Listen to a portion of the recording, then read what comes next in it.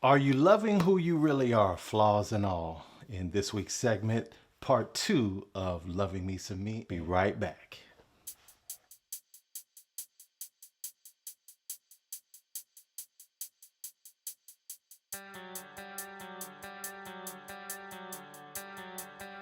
What's up, everybody? I'm Howard Rose Jr., pastor, author, and speaker. And this week, we're doing part two of Loving Me Some Me, learning how to love who you really are, flaws and all.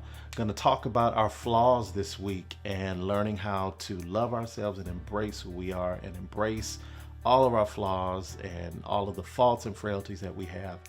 When I turned 40, it was like a moment of epiphany in my life because I began to really turn my focus inward and look more at myself and what it is that I really liked about me and forgot about, or at the time I forgot about, and chose to forget about everything that everyone else thought about me, how they felt about me, what their thoughts were, their opinions, and everything like that.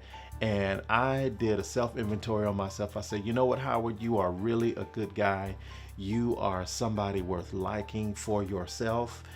You've got a lot of great qualities. You're skilled, you're talented. There's a lot of good things about you, and the faults and the flaws, excuse me, I just began to look at from a different perspective.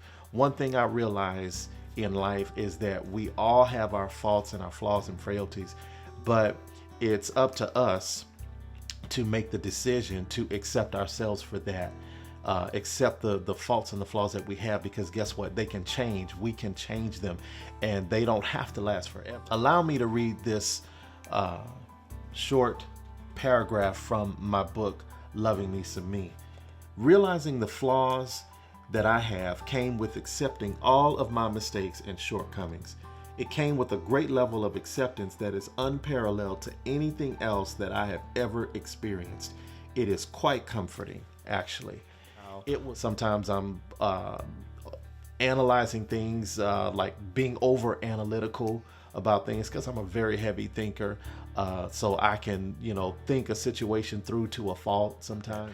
I'm using myself as an example to really bring home the point to you about having issues within yourself, but those issues can change, and you have to learn to take the reins off of yourself sometimes. Sometimes we judge people by their actions and ourselves by our intentions. Their actions we tend to look at as their flaws, and that could be a flaw for us. But we have to learn to give people room. People deserve to have room to grow. They deserve to grow and mature just like you do. Their past. And you cannot judge your present person by your past experiences. Let me say that again. You cannot judge your present person by your past experiences. It's wrong to do that to yourself. Whatever happened to you in your past, it did just that. It happened. If it's not continuing to happen, and even if it is, the only person that can really control you is you. You control your thoughts, you control your reactions, you control your behavior, and so on and so forth. Your feelings, your emotions, you, believe it or not, you have control over all those things. So the thing that I want to drive home this week for you to look at in this second part of Loving Me Some Me is learning to love yourself, learning to love the flaws, embrace the flaws that you have. In some instances, for example, in a building, like the place where we live right now, we have cement floors, and there are certain areas in the house that have cracks in the floor. Well, in the eyes of a lot of people, especially those who are interior designers and have an eye for art and architecture, cracks in the floors are signs of character, good character. It adds to the aesthetics of the house or to the apartment or whatever it is, or the dwelling place may be. or whether it's an office or whatnot. So in some cases, cracks are a bad thing. You don't want to have cracks. You don't want to have cracks in your foundation in your home, because that could be a bad sign of, something getting ready to go wrong in a major way with your house. But in other instances, if there's a crack like in the wall or maybe in the floor, as long as the foundation is settled, that crack could be viewed as a thing of beauty. So take the weight off of yourself.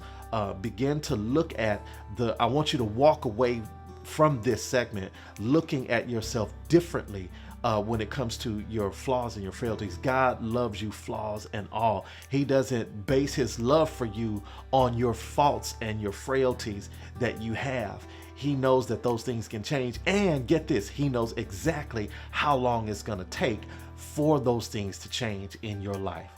I'm Howard Rose Jr. in this segment of Loving Me Some Me Part 2. That's it. That's all I've got for today. Tune in next week to my next video, and we're going to have Part 3, the third part of the series, and talking about Loving Me Some Me. And that's it for now. So I'll see you. God bless. Peace.